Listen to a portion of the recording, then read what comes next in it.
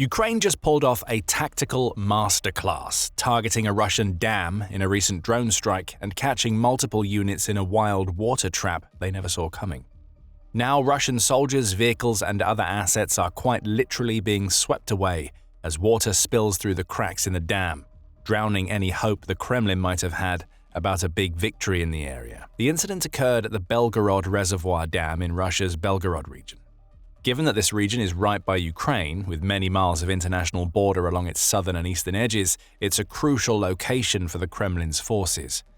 Throughout the war so far, Russia has repeatedly launched assaults into Ukraine's Kharkiv and Luhansk regions from Belgorod, and Ukraine's forces have done what they can to conduct counter-operations, striking back at Russian soldiers along the border and carrying out long-range drone and missile attacks on high-value targets and important infrastructure across the region as well.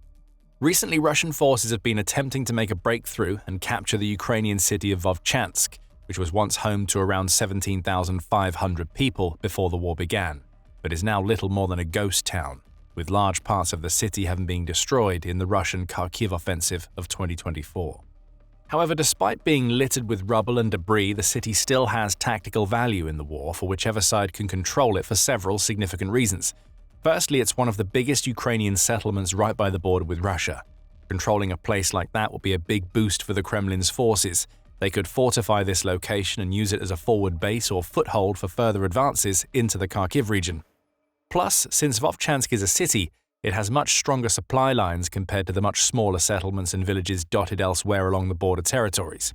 The T2104 highway passes straight through the city, branching off to the southeast and southwest, and connecting Vovchansk with several other towns and cities deeper in Ukraine. Again, that's important, as it means that supplies, food, fuel, troops, and vehicles can easily get in and out of this location. It's thanks to that Ukraine's forces have been able to hold on to this city for so long, funneling fuel, ammunition, and other important resources into Vovchansk from other regions. If Russia were to take control of this city, then it too would benefit from those same transport links. Its commanders would find it easier to plan for their next steps along the highways and other roads and routes leading into and out of the city, identifying their next priority targets and potentially making speedy progress towards their next objectives. Rather than having to send out scouts and reconnaissance groups ahead to map out the terrain and pick a path through the rough ground, they will be able to simply deploy troops and vehicles right onto the road, covering ground more quickly and efficiently. Vovchansk also ties into Russia's reported plans to establish a buffer, or the so-called security zone, close to the international border. Vladimir Putin himself has spoken about this concept, suggesting that Russian forces should take control of a long stretch of borderlands in order to minimize the risk of any Ukrainian incursions in the future. In May of this year, Putin announced, "We have approved the creation of a necessary security buffer zone along our borders. Our armed forces are actively working to accomplish this task." The Russian president also specifically mentioned the Belgorod region as one of the locations that needed protecting, so it stands to reason that he would want his troops to take control of a border city like Vovchansk as soon as possible in order to fulfill that ambition.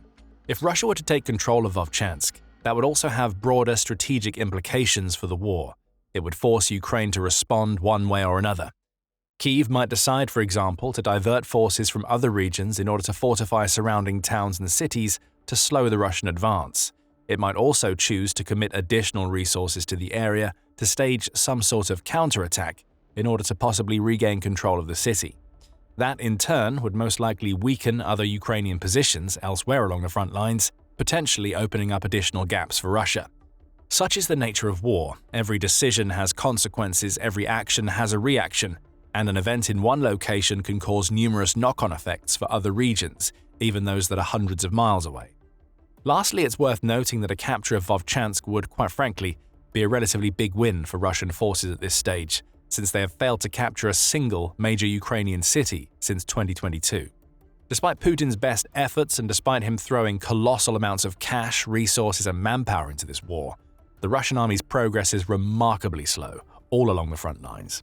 It's taking only the slimmest slivers of land, often little more than muddy old farming fields or charred remains of tiny, no-name settlements, and it's doing so at great cost, with well over 1 million reported casualties at this stage, coupled with gigantic losses of equipment and an imminent economic collapse for the Kremlin to somehow deal with as well. In short, Russia needs some sort of win, some sort of sign that it's at least doing one thing right, and at this stage, It's so desperate that even catching a ravaged, rubble-strewn city might just feel like a cause for celebration. Thus, the Kremlin's commanders have committed quite a lot of resources to their Vovchansk offensive, with several major brigades and regiments reportedly operating in the area, including the 82nd Motor Rifle Regiment, the 2nd Guards Spetsnaz Brigade, the 128th Separate Guards Motor Rifle Brigade, and the 138th Separate Guards Motor Rifle Brigade. Until quite recently, it appeared that Russia was making steady progress in the area, so much so that on October 26th, the head of the Russian army, General Valery Gerasimov, told Putin that Russian forces reportedly occupied around 70% of the city. He also made numerous other bold and either fabricated or exaggerated claims regarding Russian successes on the battlefield, many of which were instantly debunked by open-source intelligence groups, military analysts, and expert think tanks, like the Institute for the Study of War, which published a full analysis of the general's claims, stating, "ISW has not observed evidence to support Gerasimov's claims. ISW has only observed evidence to assess that Russian forces have seized roughly 23% of Vovchansk."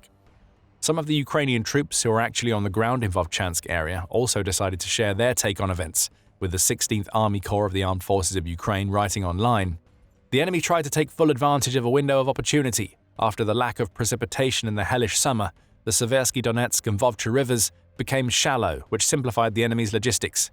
Plus, it was possible to accumulate reserves and there were still enough leaves on the trees.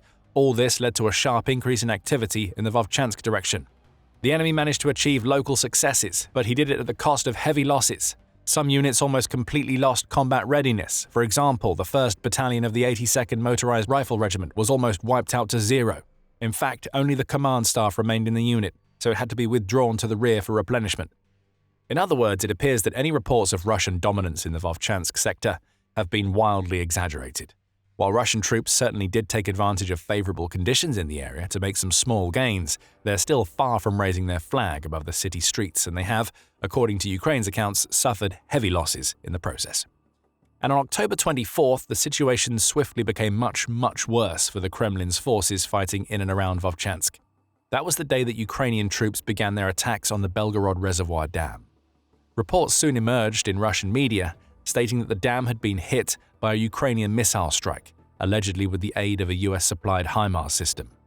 Several buildings containing technical equipment were damaged in the initial attack, as well as a lifting mechanism for one of the locks and the crest of the dam itself. It appears that Ukraine then followed up with a second wave strike the next day, October 25th, dealing additional damage to the dam with precision drone strikes. Cracks in key sections of the structure allowed a surge of water from the reservoir to flood through and into the land beyond. And this wasn't just a few drips and drops, it was an enormous amount of water, as confirmed in Russia's own Federal Water Resources Agency, which provided a statement to the state-owned media outlet TASS. The October 24th and 25th strikes on the Belgorod Reservoir Dam damaged the dewatering outlet, which is used for sanitary water drainage below the reservoir, and also caused both segmented gates to leak. As a result of the damage, the water level in the reservoir dropped by 1 meter. The TASS report also revealed that repair and restoration work had been ordered at the dam, with dozens of technicians and multiple trucks and other vehicles dispatched to the area. But when dams burst, break, or crack, the consequences are usually immediate, as water simply doesn't wait around for the authorities to react. It flows fast and freely in any available direction, leaving almost no time at all for anyone to stop it. Thus, it didn't take long after the attacks for flood reports to start rolling in from various villages along the Seversky Donetsk as a vast wave of reservoir water washed their way. Local authorities in Russia's Shebekino district reported flooding in at least 10 areas and also announced partial evacuations of affected sectors, with Belgorod's regional governor, Vyacheslav Gladkov, sharing the news on his official Telegram account. As a result of the strike by the Ukrainian armed forces, the dam of the Belgorod Reservoir has been damaged. We understand that the enemy may attempt another attack and destroy the dam. If this happens, there will be a risk of flooding the river floodplain from the Kharkiv region and several streets in our villages, home to approximately 1,000 residents. Therefore, we are starting to offer temporary accommodations in Belgorod to residents who are at risk of flooding and who have no other options for temporary accommodation. But it was the Kremlin's army, rather than the local residents and civilians, who suffered most. In the blink of an eye, a multitude of Russian trenches and dugouts were turned to swamps, with images and videos swiftly spreading across social media, revealing the full extent of the flooding. A compilation of clips filmed by Russian soldiers was shared on X by War Translated, along with the caption, "Russian equipment and dugouts are literally going underwater in the Shebekino area. and along the Vovchansk axis after a dam burst in the Belgorod region. The occupiers are whining that they now have to swim to reach their positions. The videos show an entire road submerged with water and several vehicles completely stuck in the mud, unable to advance, as well as collapsing river crossing point and several drenched Russian trenches, with one soldier stating, "After the Belgorod Dam broke, we went from being infantry to Marines in a day, but we were lucky. At the neighboring position, the entire dugout was flooded, along with the equipment." Certain Russian positions appeared to be entirely submerged, according to available data and open-source intelligence analysis, with the likes of vehicles, ammunition stocks, and fortifications literally washed away in the floodwaters. Satellite images of the area also indicate widespread flooding further downstream from the Belgorod Reservoir, with water levels seemingly continuing to rise, piling pressure on surrounding settlements and military units. This is much more than a minor inconvenience. Russian troops aren't simply having to deal with some wet clothes, muddy boots, and wrecked trenches. Some units are now entirely cut off from their supply lines, isolated, exposed, and at the mercy of Ukraine's forces in the area.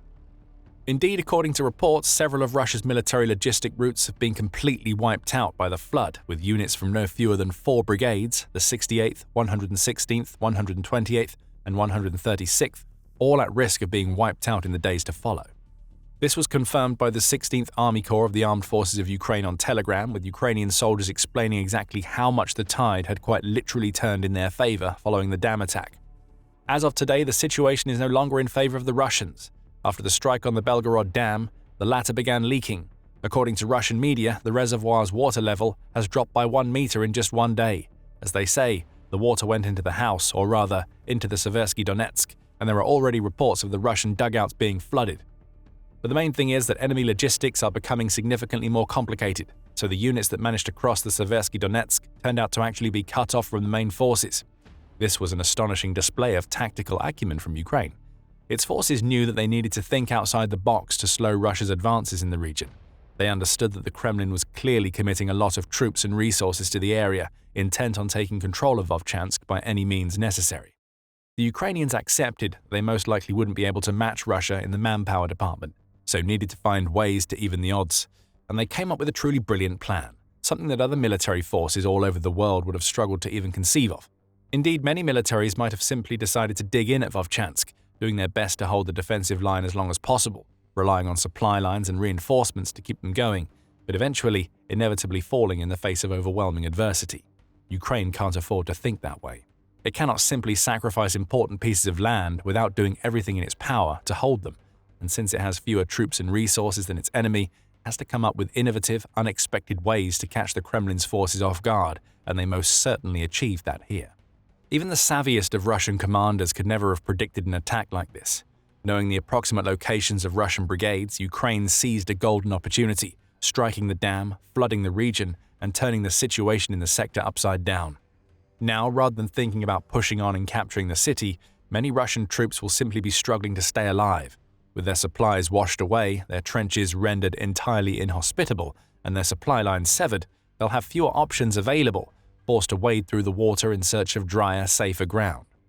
Many may not live to tell the tale, as Ukrainian units in the sector will more than likely be on the hunt for isolated Russian soldiers, eager to pick off or capture any stragglers in their sights and even the odds in the area. This in turn should ensure that Vovchansk remains firmly and conclusively in Ukrainian hands for at least the coming days and weeks, as it will inevitably take quite some time for Russia to recover from this. Repairing the dam alone could take several weeks, if not longer, and water may continue to flood through during that time, especially if the region suffers any spells of heavy rain. Alternatively, Ukraine might not even be finished with the dam just yet. Its forces could very well carry out yet another wave of drone or missile attacks on the structure, widening the cracks and worsening the floods downstream, leaving even more of Russia's soldiers stranded and struggling to stay afloat. In many ways, the incident is a microcosm of the entire war so far. It's a war that has, in many ways, been a David versus Goliath-like story, with a much larger, stronger, and more aggressive force attacking a seemingly smaller and weaker opponent. Just like Goliath, Russia has relied primarily on its brute strength in its quest for victory, pummeling Ukraine with drone swarms, missile salvos, and intense, relentless frontline assaults, using tanks, bombers, artillery, and more to pile pressure on its opponent. Ukraine, meanwhile, has played the part of David to perfection. Understanding it is the smaller and weaker of the two combatants, at least as far as numbers and statistics are concerned. It's been forced to think intelligently and strategically, identifying its enemies' weak points and exploiting them at every available opportunity. That's exactly what happened in Belgorod. Ukraine was partially on the ropes, but saw an opportunity to strike back and didn't let that chance pass by. It caught the enemy completely by surprise, and now it's reaping the rewards of its hard work and tactical planning. While Russian troops are wondering what went wrong as they're forced to abandon sinking vehicles and leave water-damaged supplies behind. This is just the latest in a long and expanding series of recent Russian failures and Ukrainian victories. You can learn more in this video, looking at Kyiv's recent drone attack on Moscow, which saw fires and explosions ring out around Russia's heartland. Or for more of a broader overview of the state of play in the war today, watch this video, which details how the war in Ukraine is slowly but surely devouring Russia from within and pushing Putin to the brink of complete collapse. Be sure to subscribe to our channel too, so you can stay in the know and up to date on everything that's happening in Russia, Ukraine, and other important locations around the world.